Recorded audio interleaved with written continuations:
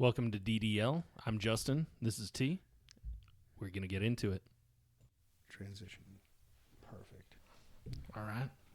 And I'm speaking, narrating what we're doing. Welcome to Fan Favorite Fridays. Yes. So this is I think this is kind of a follow-up on last Friday's episode, which is more theories of the conspiratorial nature.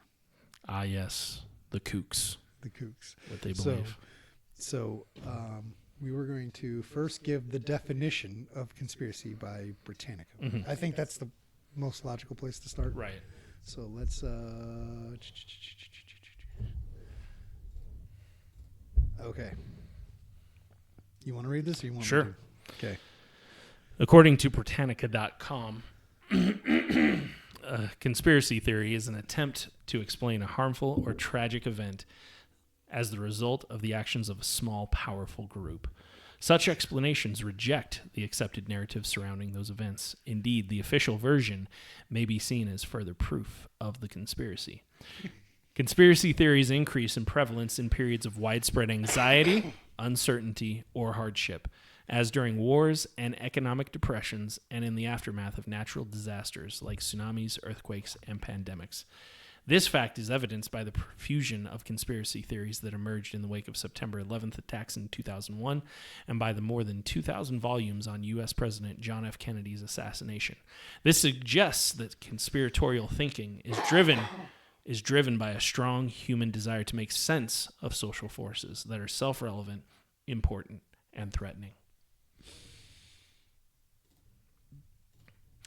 It's hilarious. Well, again, the definition itself, if you go back down to it real quick, it says right there, it says they increase in prevalence in periods of widespread anxiety, uncertainty, hardship, and during wars and economic depressions and disasters. Yeah. That's what anything that's traumatic, like the September 11th attacks or John F. Kennedy's assassination, or what else we're going to be talking about. It's, yes, they are by definition things that change the culture. So why would there be conspiracy around everyday normal life that isn't a disaster, that isn't the day-to-day outworkings, these tragic events like pandemics? Yeah, of course there's conspiracies surrounding world-changing events, because when life goes by day, we're not looking and saying, oh my goodness, can you believe that you lived and breathed and paid your taxes again? Nobody, yeah, anyway. What I do think is hilarious about it is they're trying to put a crazy label on anyone that thinks the accepted narrative is could be wrong.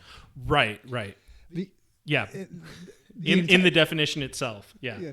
The thing with conspiracy theories is a conspiracy theory is just saying, like, hey, this event happened, mm-hmm. and there are unanswered questions that you're saying are answered, but they are not. Right. Like 9/11, there are a lot of, specifically, I called this out last week, Mm. specifically around the Pentagon, that have a lot of unanswered questions that the official narrative does not actually do. Right. I'm not sitting here saying what actually happened. I have no idea. But I think it's valuable to ask those questions. We're just asking questions, as Jesse Ventura would say. But again, yes. I mean, to sit there and go, yes, I believe everything the government tells me 100% of the time. Yeah, you were probably also the kid who in history class sat there and pushed your glasses up to your nose and went, okay, thank you. America's a great country that never did anything wrong ever, and we were always nice to everybody. And anytime we weren't nice, it's because they were super mean to us. Okay, nerd. Oh, good. That was good. Okay, so we're going to start with we're going to go over two of the theories that are kind of conspiracy theories that are out there. The first one is going to be flat Earth. Yeah. Let's go back. Okay, flat Earth. The perception that Earth exists as a flat disk, either circular or square shaped. This view persisted in the ancient world until empirical observations revealed that Earth's shape was spherical or ellipse. I'm not even. Ellipsoidal. There you go. Soidal. ellipsoidal. Yeah, there you go. In modern times, however, the notion of a flat Earth has been revived and promoted on social media, despite scientific evidence to the contrary. That it is really interesting that it did come back. Yeah. Like, which is really weird. Yeah. But whatever.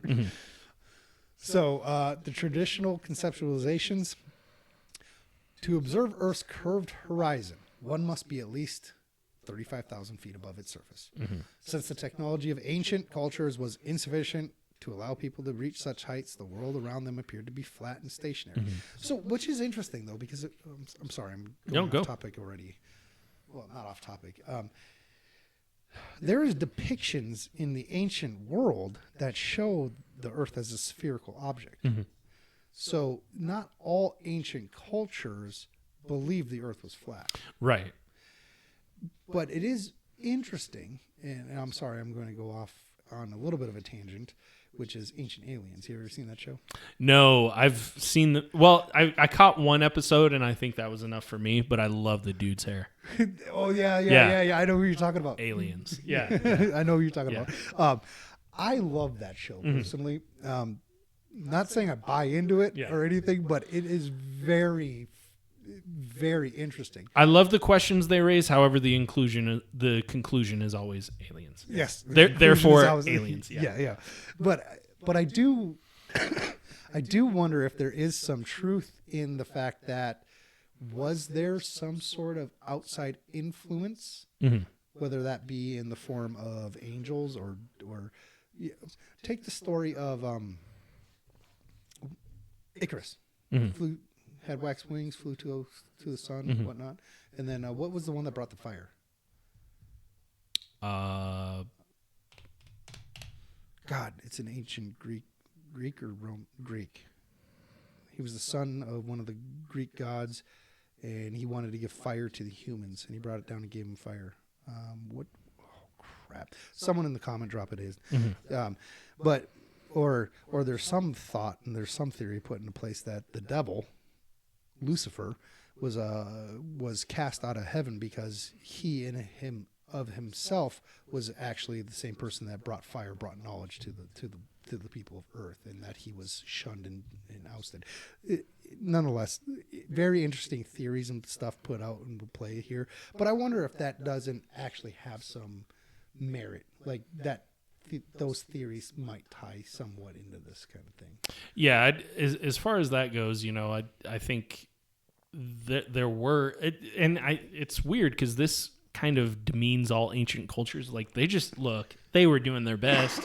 They just didn't have telescopes or technology. Otherwise, they would have come to the same conclusions that we did. Yeah. It kind of almost discounts how smart and innovative people were back then. And I think we have that chronological snobbery today where we're so much smarter than everybody else. Yeah, take away your smartphone and be out in the wild for 5 days and tell me how smart you are. Anyway. Well, I think there's evidence to show that the ancient world was much more intelligent than modern humans give them credit for. Absolutely. The simple fact that we today cannot make waterproof cement or cement that can be made underwater, but the ancient Romans did. Right. Like, okay, yeah, they obviously had some intelligence that we didn't have. Someone would call that concrete evidence. Told you I had jokes. Go ahead. The other thing that I think is very interesting that we must take account for is the simple fact that they did understand the stars. There are how many ancient structures built in alignment with stars. Yeah. The Great Pyramids of Giza are following Orion's belt. These people... Stonehenge is believed. Yeah. Stonehenge, yeah. That's a really good one. But these people had the intelligence to know these things. Right. So I agree with you. This is kind of like saying everyone was kind of dumb. Yeah. That's just not true. Yeah. Yeah. Their perceptions were further reinforced by the movements of the sun and the moon, which appeared to rise in the east and set in the west relative to a flat horizon, and the star and of the stars, which appeared to rotate in a dome overhead. Again, they're lumping everyone into it, and that's just not the case. Like there was huge understanding of the stars in astronomical events. Well, and they knew the stars moved. Like that's what they based a lot of the cultures and stuff on was, hey, we observe these constellations, but we also see them shifting and moving in the night sky. And let alone, hey, we see certain constellations during certain times of the year, depending on which hemisphere you live in. There's one island, I think, in the Mediterranean that has like over 200 like ancient temples built on it that reference the Sirius, the dog star. And it's for thousands of years like they kept doing it because Sirius changes direction. So they obviously know this stuff. Yeah. It's not different descriptions of flat Earth can be found in the annals of. If they had Sirius back then, it probably didn't have as good a reception because they didn't have the tools as this. Sorry, I interrupted. Go ahead. Fair. Of ancient civilizations worldwide, for example, ancient Egyptian and Mesopotamian. Thank you. Records describe the world as a disk in the ocean with the heavens arching above it. An Iraqi tablet dated to 1000 BCE shows Babylon at the center of a flat disk, and the Greek philosopher, I'm not even going to try pronouncing that, perceived Earth as a flat disk perched on top of a cylinder. In Norse cosmology, Earth's flat plane is encircled by an ocean with a world tree or pillar at the center. In India, with some sacred texts with the planet as a series of stacked disks, flat disks, while others describe it as a horizontal wheel on a vertical axis or axle. In China, Earth was described as a flat and square into the 17th century, at which time Western science introduced evidence for the planet's spherical shape. All right. Yeah. So that's kind of more the history of flat Earth rather than the belief today. Is there more on that? There is more on this. Okay. But I'm going to stop real quick. And just so I do find it hilarious that they bring all these up. Egyptian was the first one they brought up, but the Egyptian, how to say it? I referenced the Great Pyramids of Giza. The ancient Egyptians, it almost seems like they're trying to pull certain periods out of because the Egyptian religion or the Egyptian culture was massively long. So there might have been a spot where someone thought it might have been flat, but most of them aren't. It's interesting. Do you know why they changed it to BCE?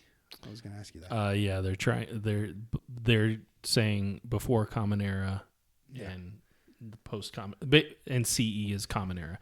So what they're trying to do is whitewash Jesus Christ out of history. Because before it was just BC AD, and we knew what that meant.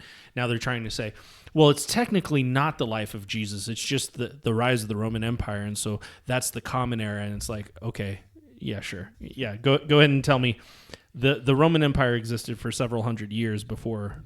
Anyway, as a Christian, I'm going to fully... Nice try whitewashing history, but what year is it?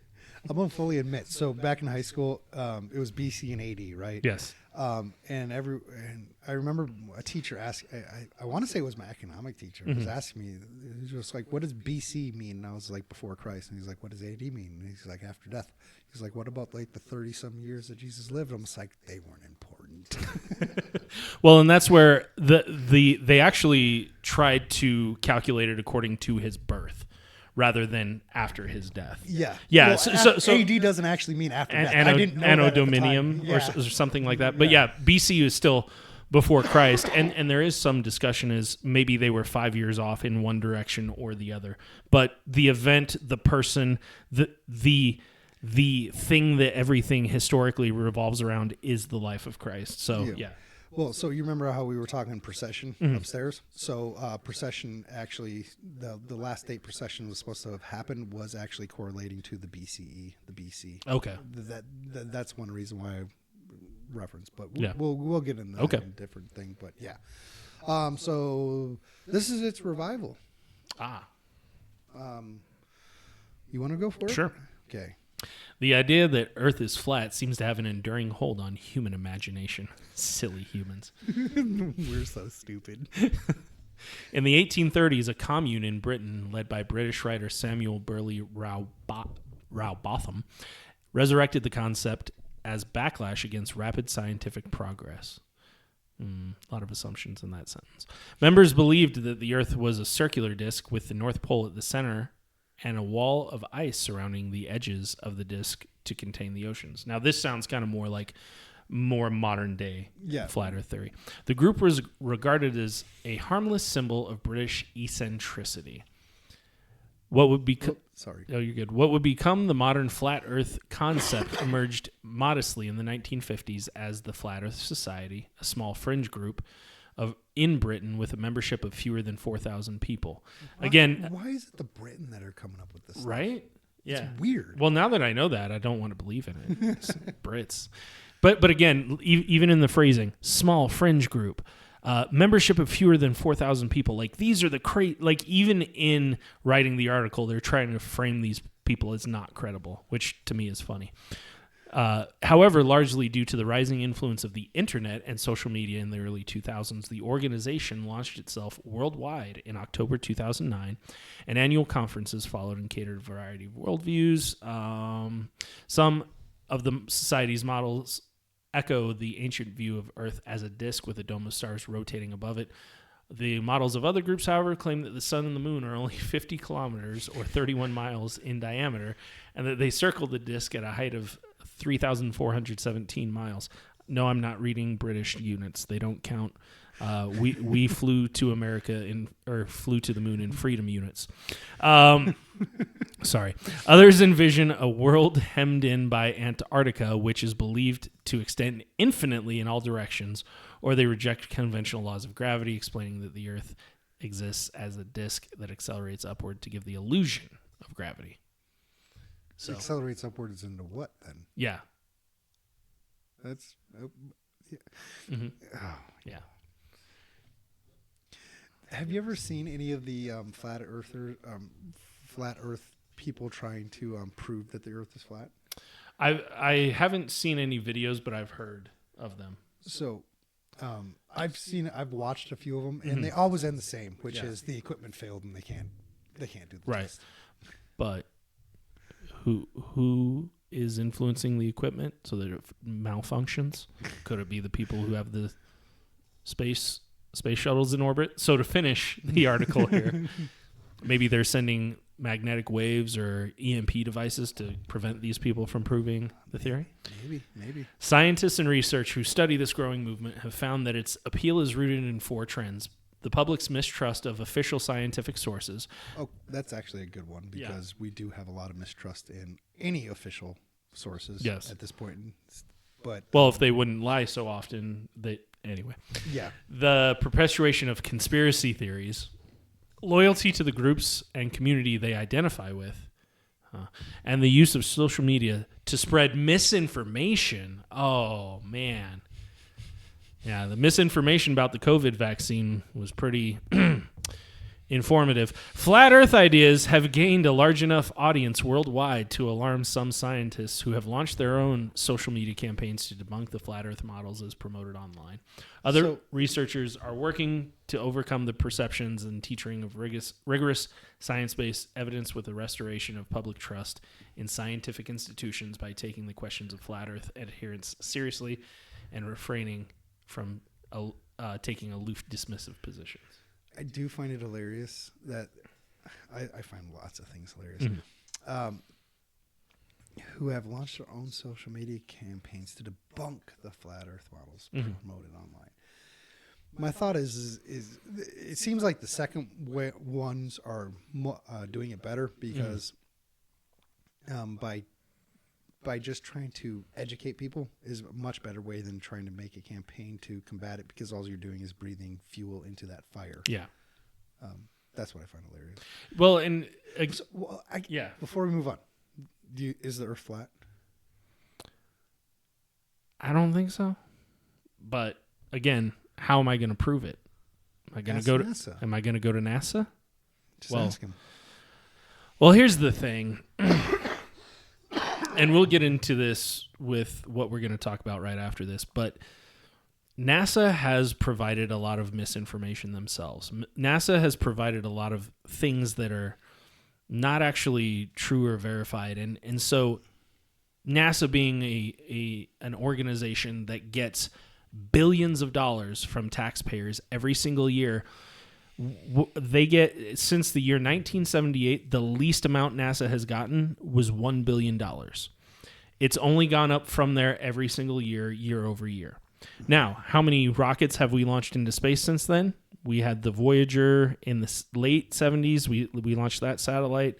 We launched the Challenger, which was unfortunate there. We've launched, which its own side conspiracy thing.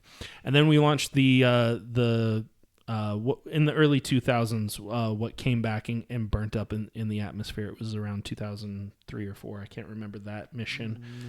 No. But realistically, we've only sent 2 manned spaceships in outside of the Earth's orbit, or attempted to, twice since this whole thing happened. And so ultimately, it's how many billions and billions and billions of dollars are going to NASA.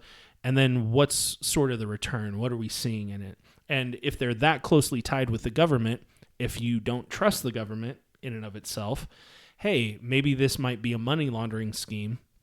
And maybe we can't trust everything that NASA science says. And so that's where I kind of sympathize and go, yeah, we don't have the official story on a lot of things from the government. And it's a great way to embezzle money and not actually launch anything out into space. Fair. Mm-hmm. That's a good take. But do I believe the Earth's flat? No. I don't. There's already evidence on the Earth that you can look for. You don't even need to go to NASA. And there was experiments done in the ancient world that actually proved the concept. So some of the big monoliths, specific in, I believe it's the Cairo area, mm-hmm. and then another one. Directly due north, I want to say it's Cairo, and then I want to say it's Athens, are the 2 that were used. And on the same date at the same time, the shadows were measured. So the sun positioning would be the same, and the measurements, basically you can show mathematically by looking at the length of the shadow from the base of the monolith to the tip of the shadow, taken at the same time on the same day, about 1,000 miles apart, I want to say it was, or maybe it was 800 miles apart, something like that. And you could actually see where the sun is directly overhead, the shadow is, and then where it's off to that, it's. So, I mean, there was already evidence way back in ancient time where these people are saying, like, they're not smart enough to figure this out. They already invented the math to figure out that the Earth was round. But who ran those tests? Well, it was NASA, obviously. So, I mean, there's too much evidence to suggest that the Earth is not, the Earth is spherical. Look, I've been in planes quite a few times, and I don't see the edge. I don't see an ice wall. Whatever. Even if you don't take NASA satellite evidence into account, which that's disregarding a whole lot of stuff. Even if you don't take that into account, I don't know. Prove it to me. If you're so passionate about it, if you can prove it to me, I'll listen to you. Until then, unfortunately, a lot of the science kind of goes with what NASA says, and so I think it's fascinating to talk and to think about. But again, it goes back to, if you're so entrenched into it, you become so passionate about it, you want to talk about it to everybody, and you just get really weird and annoying and that's probably been my biggest argument as to why I don't think the Earth's flat, is because everybody who believes in it vehemently is really weird and annoying about it. There's not a ton of normal people that I've met that are flat earthers. And so if there was a few like cool dudes, I'd be like, really, what's up with that? Let's get into it. Yeah. But yeah, I don't even know if I could go that far, give them the chance to try doing it. Do it. It's weird. Like, you got to believe in so many different things in order to actually make sense of what they're doing. You're just brainwashed by NASA. Gosh. Okay, so do we want to move into this one? I think you're more excited about. Yeah. So let's move into it. The moon landing. Fake. So moon landing conspiracy theories claim that some or all elements of the Apollo program and the associated moon landings were hoaxes staged by NASA, possibly with the aid of other organizations.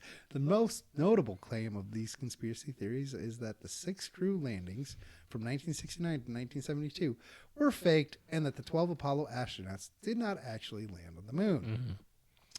Various groups and individuals have made claims since the mid-1970s that NASA and others knowingly misled the public into believing the landings happened by manufacturing, tampering with, or destroying evidence, including photos, telemetry tapes, radio, and TV transmissions, and the moon rock samples. Mm-hmm. I mean, look at the picture right there. Hello. They're on a sound stage right there. You can see it. But again, that goes back into... and we'll get more into this later, but they destroyed tons of evidence when it came to landing on the moon. Again, we're told it's the biggest step in human innovation in mankind's history, and yet we destroyed tons of evidence regarding it, including all that stuff: photos, tapes, transmissions. Sample, like why would we destroy those things if this is such an important thing in human history? You'd think we'd cherish and hold on to every bit of evidence that we could. But again, we'll get into that further. So I'm going to ask you now, before we get into the rest of this. Mm-hmm. Do you believe the moon landing happened? We got to get into it. Interesting. Okay, so much third-party evidence for the landings exists, and detailed rebuttals to the hoax claims have been made. Since the late 2000s, high-definition photos taken by the Lunar Reconnaissance Orbiter, the LRO, of the Apollo landing sites have captured the lunar module descent stages and tracks left by the astronauts. In 2012, images were released showing 5 of the 6 Apollo missions' American flags erected on the moon still standing. The exception is that of Apollo 11, which has lain on the lunar surface since being blown over by the lunar module ascent propulsion system. So, since the late 2000s, so we went there in 1968, 69. So, we don't have any photos, high definition photos from 1969 until the late 2000s, and then in the late 2000s we have high definition photos taken. When did CGI become a thing? Was that maybe in between that time period? Being able to fake and manipulate video and photographic evidence? I'm pretty sure I knew the answer to my question in the first paragraph, but I'm fairly certain, like almost 99.9% certain of the answer now. But I'm just saying. It's interesting. I'm just saying. Could I'm asking questions? Could that one was terrible. I'm just asking questions. Okay, that one was better. Could it possibly be? And isn't it weird that we don't have any photos from 69 to 2009? That's a pretty big gap to not have any photos. Well, This. That's not what that said, though. Yes, with the detailed rebuttals since the late 2000s, high definition photos. Okay, yeah, late 2000s high definition. So they're calling out a specific. They're not Right. saying no photos. They're saying high definition. Right. But if you had more evidence, then show it to us. What other evidence do you have? So in that 50-year gap, what else you got? I see what you're saying. I think there's Because if you had the evidence, you'd lay it all out on the table. But go ahead. It's interesting because if you have a powerful enough telescope, you can actually see some of this stuff from Earth. Mm-hmm. So you're saying that doing it yourself and looking up there is not evidence. Have you seen the flags? I've never. I don't have a powerful enough telescope. So you're trusting what somebody else told you. Well, yeah. Okay, just checking. Okay. So you have to have a powerful enough telescope. So yeah. Okay. Anybody in the comments seen the flag on the moon? And if you I have a telescope upstairs, we can go set it up and see if it's powerful enough. And if you have in the comments seen the flags from the moon, When did you start seeing them?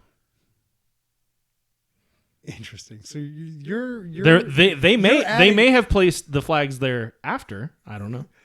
That is something I've heard. Could be. I don't know. That they've gone back secretly and planted the evidence. Oh, we didn't have strong enough telescopes until recent. Oh, wouldn't that be convenient? Anyway, go ahead. Oh.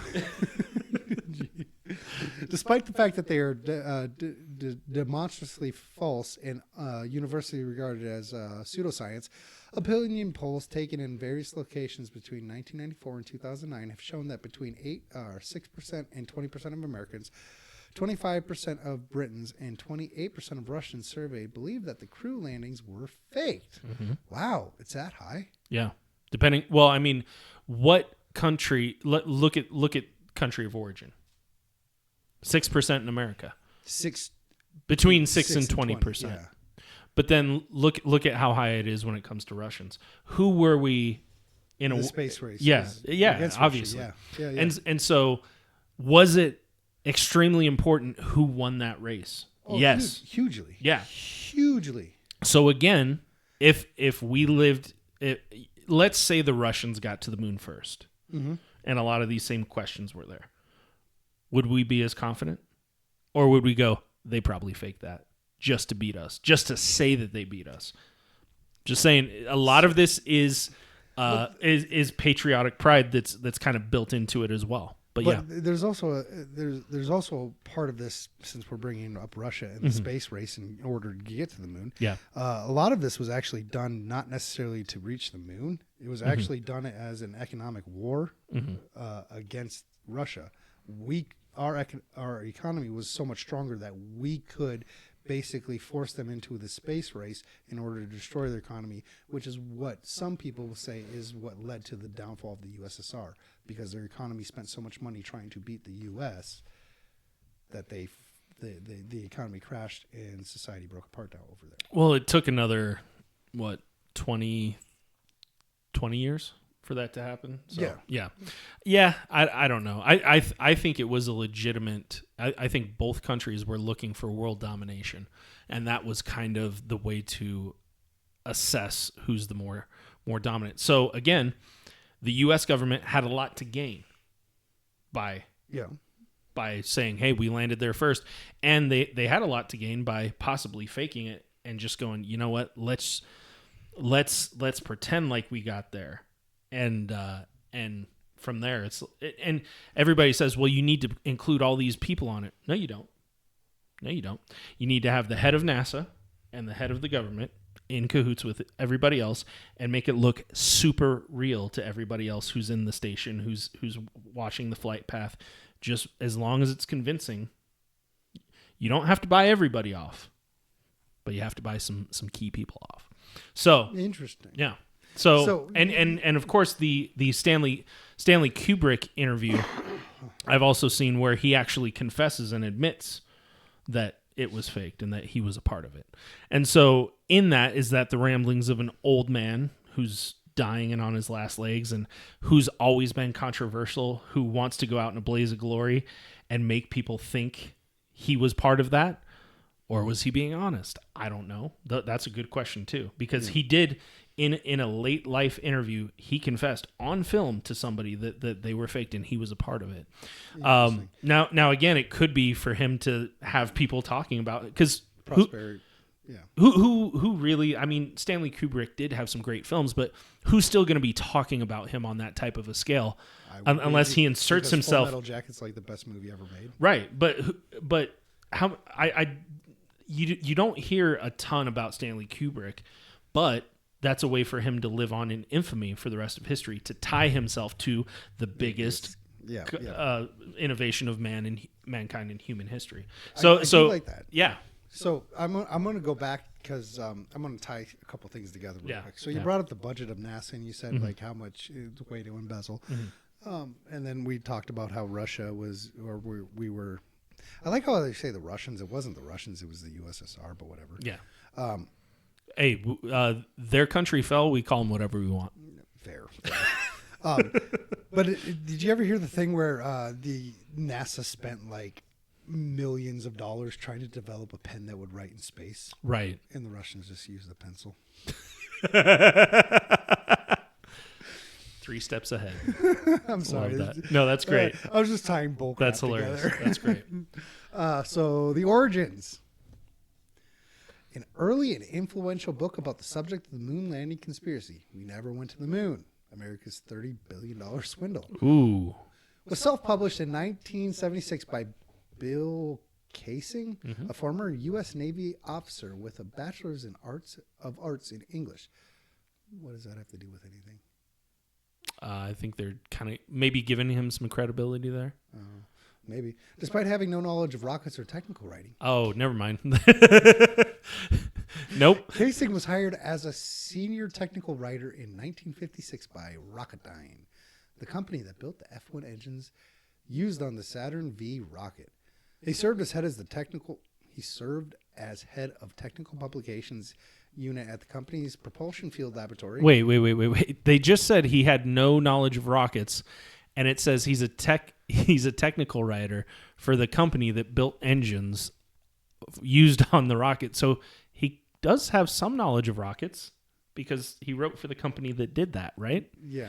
And despite having no knowledge of rockets or technical writing. he obviously has a cursory, he at least has, an outside knowledge. Well, what they're saying is he had no knowledge of rockets or technical writing, but he was hired regardless of that. Is what they're trying to say. Gotcha. That makes a lot. I thought they were trying to discredit him.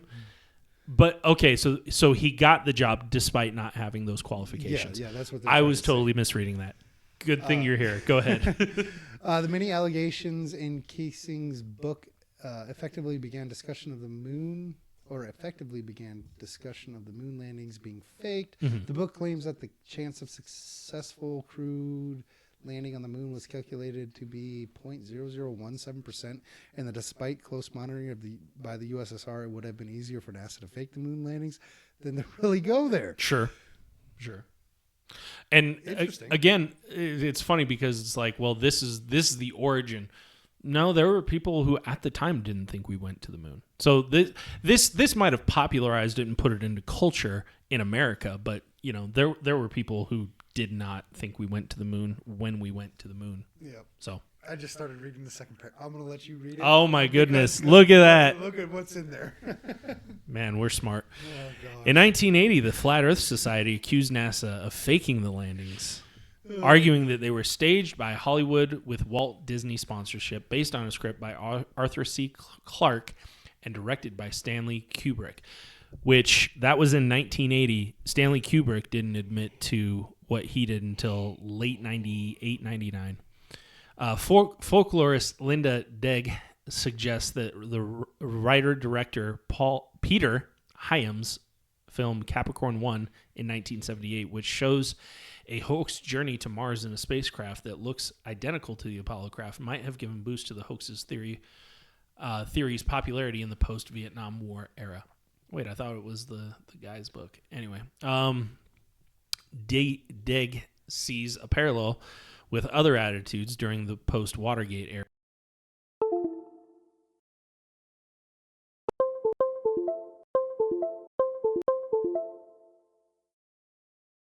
Of Twilight Zone, where people can make their guesses sound as truths. Mass media have had terrible impact on people who lack guidance. People who are educated and smart and in power also have an terrible impact on people who lack guidance.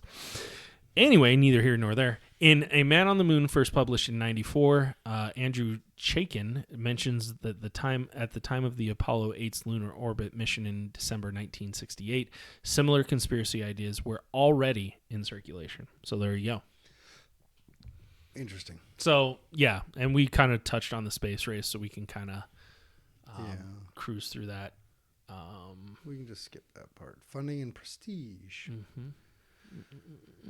Claimed that NASA's faked the landing to avoid humiliation and to ensure that it could continue getting funding. Well, I mean, that's what any government agency does, because if they aren't accomplishing anything, they don't get money, and none of them want to do that. So, I mean, whatever. And that's also a way to ensure that if you do that for the lifetime of the people who saw it, you have their undying devotion. Like the people who saw that will say supporting NASA is a good thing. You've got them on the hook for life because they're like, look at what we did. We went to the moon. I watched it on TV. Fair. Yeah. Fair. NASA raised about $30 billion to go to the moon, and Casey claimed that in his book that this could have been used to pay off many people, since most conspiracists believed that sending men to the moon was impossible at the time. They argued that landings had to be faked to fulfill Kennedy's 1961 goal before this decade is out of landing a man on the moon and returning him safely. Mm-hmm. Yeah, safely to Earth. Mm-hmm. Wow, I'm sorry. Started fading out there. Mm-hmm. In fact, NASA accounted for the cost of the Apollo to the U.S. Congress in 1973, totaling $25.4 billion. Mm-hmm. So, yeah. With that, getting into, here we go, hoax claims and rebuttals. Many moon landing conspiracy theories have been proposed alleging that the landings either did not occur and NASA staff lied. Again, you don't have to get all the staff on board. Or that the landings did occur but not in the way reported. Conspiracists have focused on the perceived gaps or inconsistencies in historical record of the missions. The foremost idea is that the whole crewed landing program was a hoax from start to end. Some claim the technology did not exist to send man to the moon, or that the Van Allen radiation belts, solar flares, solar wind, coronal mass ejections, and cosmic rays made such a trip impossible. And so all of that, like I've read, I've considered, but what makes me the most skeptical of us going to the moon is NASA themselves. So I know we don't have the computer power to pull it up, but there's a man from NASA who in the mid-2000s was asked, hey, we went to the moon in 1969, right? Cool accomplishment. Why haven't we been back since then? And his words, he said, we've lost all the technology to go there. And it would be too difficult for us to build it back. So in 1969, we had the technology to get us to the moon, and it was just fine. And we were able to do it. But in 2005, we lost or destroyed the technology, and it would be too difficult with computers and how far they've progressed in 40, however many years, that it would be too difficult to build it back. Now that we have 30 plus years of innovation, technology, computing power, and all of that. Do you still want to be on this? No, we can skip. Okay. Despite all of that now, all of the upgrades in technology in every sector of society, all of a sudden we don't have the technology to bring back the way that we got to the moon. And basically it was the guy who represents NASA who made me look at it and go, dude, you sound like you're full of crap. And so I actually never questioned the moon landing until I heard him say what he said. And when his excuse as to why we haven't been back to the moon was so terrible, it was basically the worst thing you could have said to convince anybody that we ever went to the moon in the first place. It's like, hey, why haven't we been back to the moon? It's too expensive. I would have gone with that. Oh, hey, here's the thing. We've already done a ton of research there. We're really trying to find a flight to Mars because I think we've kind of expanded everything we can do on the moon, and it would be kind of redundant to go back there. But that's not what he said. He said, no. We don't have the technology, we lost it, and we can't build it back. I'm sorry, you guys are NASA, and since the time you went to the moon, you guys have collected over $500 billion in taxpayer money, and you can't go back because it's too difficult? So what have we been paying you for, is my question. Well, I'm going to pick up on that because the economics of NASA no longer makes sense. Right. Not when you have Elon Musk and SpaceX going on. Yeah. Right. It is time for NASA to go the way of the dinosaur, because they're no longer committed to a mission. It seems like it's more they're just trying to keep themselves afloat. Yeah. Whereas Elon seems to be pushing forth the next step for humans, which is let's get us to Mars. Yeah. And then why not start working on trying to figure out how we can mine minerals and metals and everything, water and stuff like that from the asteroid belt. Yeah. I mean, there's a lot of things that we need to be working on that NASA it doesn't seem like we're doing anything worthwhile at NASA. But Elon and SpaceX seem to be pushing the envelope. Right. And that's where I go back to that interview with the guy. And maybe we can link it in the comments or something. But ultimately, that guy lied. He lied. Now, I don't know why he lied. I don't know why he chose to go the route he went. But ultimately, again, even if you think people are going to be upset, just tell us the truth. Tell us why you didn't go. Now, you asked if I believe we went to the moon. I actually do believe we went to the moon. However, when you have people who work at NASA saying things like that, it makes me, who always in my life believe we went to the moon, watch that interview and go, holy crap, I don't know if we actually went to the moon or not. NASA themselves made me question whether NASA went to the moon. It wasn't anybody else. It wasn't a conspiracy theorist. It was NASA that made me go, that's the answer I'd give if I was full of, well, before I was a Christian, full of hooey, let's say. Oh, gosh. Okay.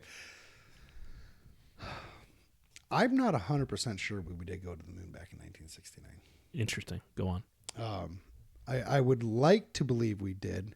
However, you kind of hit on a couple of the reasons why I'm hesitant to say yes with 100% certainty. Yeah. Mainly because my trust in government institutions is at an all-time low. Why? Why? Yeah. Thank you, Fauci.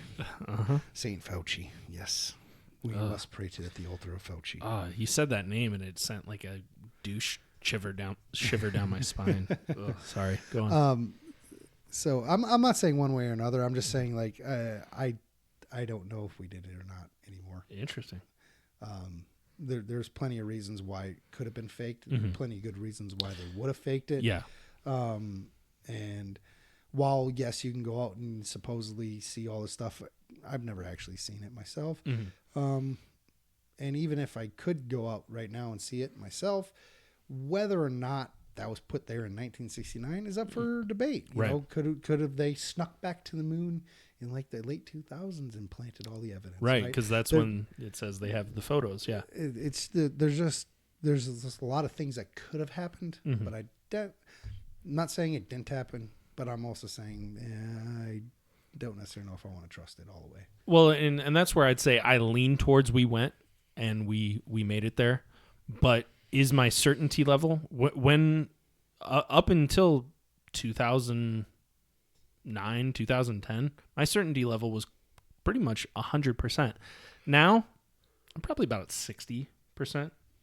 But ultimately, I look at it and I go, man, NASA, you didn't do yourselves any favors when it came to answering any questions. And going back to the distrust, it's funny because the article itself said, well, flat earthers kind of gave rise to the lack of the moon landing. And I think it's the opposite. I think NASA's inability to answer basic questions about the moon landing made people distrust NASA. And it started with the moon landing. And then when was the real rise of the flat earth theory coming back? It was after people started questioning, did we really go to the moon?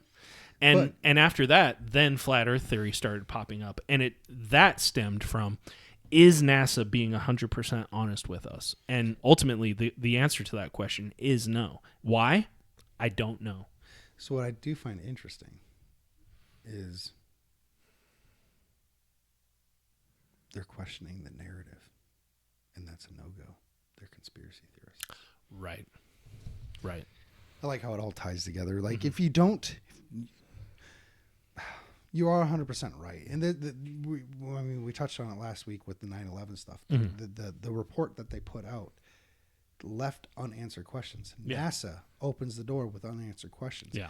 And then you have these people who are like, well, if you don't agree with that narrative, then you're a conspiracy theorist. You and it's like, no, it's you guys don't provide the information that we're requesting, Right. or the information you do provide doesn't seem to quite add up. Or at least tell us, hey, we don't know. Yeah, We're I don't know is an acceptable answer. Yes, we're still looking into it. There's a lot of theories out there. Here's what we're leaning towards, but we don't actually fully know. Yeah.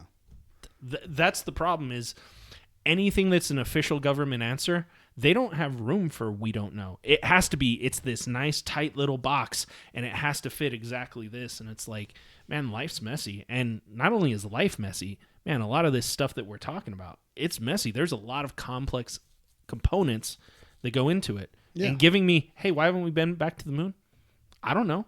If the guy from NASA would have said, I don't know, I'd have been like, fair. Yeah. I don't know why. I think we should. That would have been honestly, when you brought that one up in my mind, like, why haven't we gone back to the moon? What would be the purpose of going back to the moon? Yeah. That's my initial thought. Is like, Totally. I would kick it back. What would be the purpose of going back to the moon? Why do we want to go there? Right.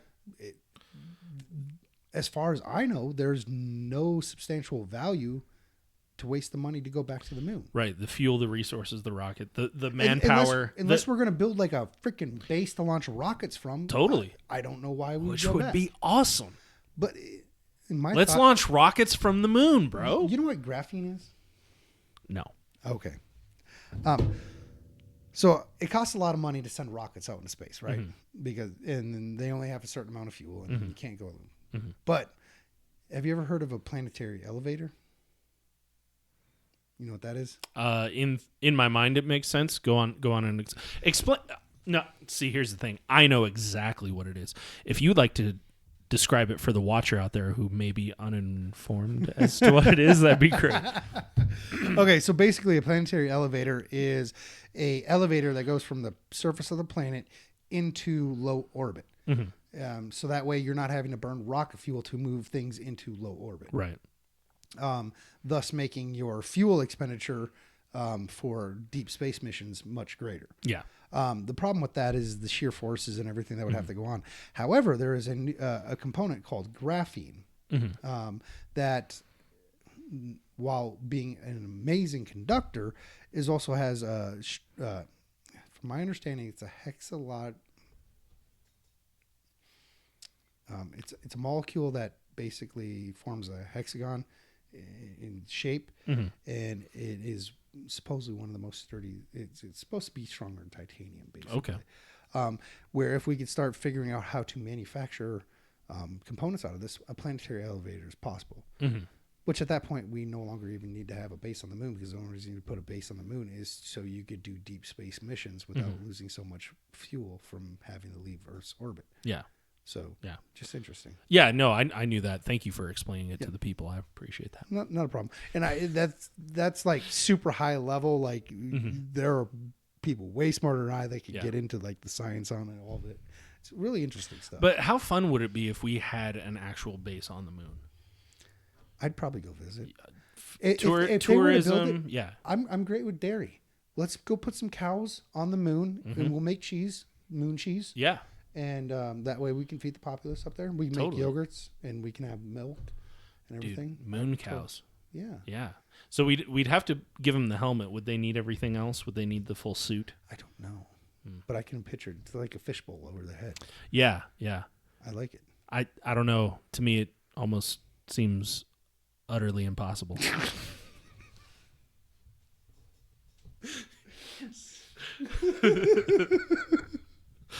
I was not expecting that. Oh, that was good. Nice. And some of you may be watching going, did he really tell another dad joke? How dare he? Oh, my gee. Sorry. Oh, I'm dying here. Oh, that was good. Yeah, so interesting. Those are the two big conspiracies. Flat Earth, moon landing. Yeah. Let us know what you thought. Yeah, and we or love think. Yeah, we love to kick it around. We love questions. We love, hey, what about this? What about that? Hey, there's this aspect of that you didn't touch on, and there's quite a few things to both theories. Again, I'm not gonna outright say, oh, you're crazy or you're weird if you don't believe. I just go, yeah, I get it. I might not agree with you, but I'm like, I understand the reason why you think that. And so, yeah, I love open dialogue and questions, and I think, it's much appreciated. It's like, did you consider this? Okay. Yeah. Maybe that'll be something that kind of leans me the other direction. So, all right. So announcement for next week. Supposedly, we have 2 people confirmed to come on. I'll be following up on the Wednesday before we film to make sure that they're going to be on. If they're not, I am half tempted to dive into the COVID conspiracy theory. I mean, we just might not have. What conspiracy do you? I mean. Well, there's a lot of conspiracies around. No. The government told us what. Just saying, we might just not have to put it on Rumble, or put it only on Rumble and leave it off of YouTube, because that is true. I mean, besides getting demonetized, we might just, I don't know. I think the growth on Rumble's good. I think the YouTube channel might be small enough we can kind of fly right under the radar. But we're not big enough where. Well, unfortunately, if we ever get big enough, they might go back and be like, "Oh, we're getting you a ding for that one." right. But they'll find something else to hit us for anyway. But I mean, COVID. I mean, I believe everything the government told us on that. So yes, I mean, yes, you'll have to be the pushback, because go like this. I see nothing else. Yes. I love masks and everything Fauci has ever said, even the conflicting stuff that he said within a week of each Saint Fauci was never wrong. Well, I mean, except for the beagles. Oh, speaking of all this weird, did you hear about the new case of avian bird flu in Missouri? I just saw that one confirmed case there. Yeah. Well, I think there's been 14 confirmed cases now. Okay. That was the first one in Missouri, so it's interesting. I wouldn't worry too much about it, because it's got like a mortality of like 65% or something like that, and usually the ones that are like going to be widespread do not have a high mortality rate like that. And I've actually got an interesting story about swine flu. I actually got that, but we'll save that for the COVID. By the way, I'm not a doctor. I'm just giving my thought on it. I'm not saying that I wouldn't. You do you. And let's just leave it at that. And unlike him, and much like John Cena, I am a doctor in thugonomics. So you can So you can refer to me for all your doctoral questions.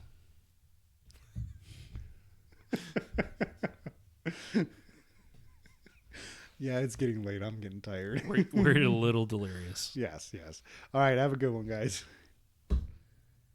Thank you guys for tuning in. Till next time.